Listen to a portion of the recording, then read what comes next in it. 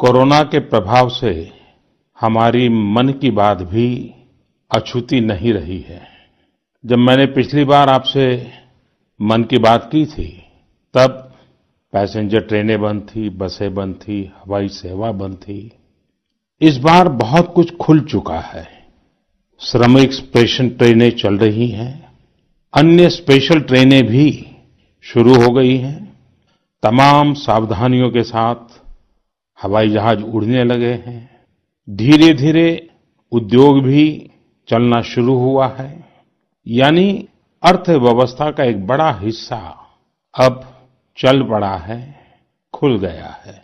ऐसे में हमें और ज्यादा सतर्क रहने की आवश्यकता है।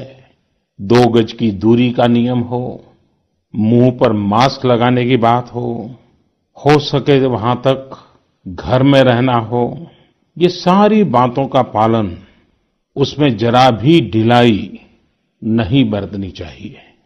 देश में सबके सामूहिक प्रयासों से कोरोना के खिलाफ लड़ाई बहुत मजबूती से लड़ी जा रही है। जब हम दुनिया की तरफ देखते हैं तो हमें अनुभव होता है कि वास्तव में भारतवासियों की उपलब्धि कितनी बड़ी है। हमारी जनसंख्या ज्यादातर देशों से कई गुना ज्यादा है। हमारे देश में चुनौतियां भी भिन्न प्रकार की हैं। कोरोना की वैक्सीन पर हमारी लैब्स में जो काम हो रहा है, उस पर तो दुनिया भर की नजर है और हम सबकी आशा भी। किसी भी परिस्थिति को बदलने के लिए इच्छा शक्ति के साथ ही बहुत कुछ इनोवेशन पर भी निर्भर करता है। हजारों सालों की मानव जात की यात्रा लगातार इनोवेशन से ही इतने आधुनिक दौर में पहुंची है। इसलिए इस महामारी पर जीत के लिए हमारी ये विशेष इनोवेशंस भी बहुत बड़ा आधार है। और इस संकट की सबसे बड़ी चोट अगर किसी पर पड़ी है तो हमारे गरीब, मजदूर, श्रमिक वर्ग पर पड़ी है। उनकी तकलीफ, उनका दर्द, उनकी पीड़ा शब्दों में नहीं कही जा सकती। हम में से कौन ऐसा होगा जो उनकी और उनके परिवार की तकलीफों को अनुभव न कर रहा हो। हम सब मिलकर इस तकलीफ को, इस पीड़ा को बांटने का प्रयास कर रहे हैं। पूरा देश प्रयास कर रहा है। हमारे रेलवे के साथी दिन रात लगे हुए हैं। केंद्र हो, राज्य हो, स्थानीय स्वराज की संस्थाएं हो, हर कोई दिन रात मेहनत कर रहे हैं।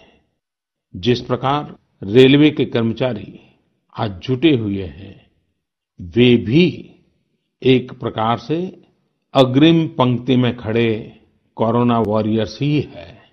लाखों श्रमिकों को ट्रेनों से और बसों से सुरक्षित ले जाना, उनके खाने पीने की चिंता करना, हर जिले में क्वारंटाइन केंद्रों की व्यवस्था करना, सभी की टेस्टिंग, चेकअप, उपचार की व्यवस्था करना, ये सब काम लगातार चल रहे हैं। कोरोना से अभी भी उतना ही गंभीर खतरा हो सकता है। हमें हर इंसान की जिंदगी को बचाना है। इसलिए 2 गज की दूरी, चेहरे पर मास्क, हाथों को धोना, इन सब सावधानियों का वैसे ही पालन करते रहना है जैसे अभी तक करते आए हैं। मुझे पूरा विश्वास है कि आप अपने लिए, अपनों के लिए, अपने देश के लिए ये सावधानी जरूर रखेंगे। इसी विश्वास के साथ आपके उत्तम स्वास्थ्य के लिए मेरी हार्दिक शुभकामनाएं हैं। अगले महीने फिर एक बार मन की बात अनेक नए विषयों के साथ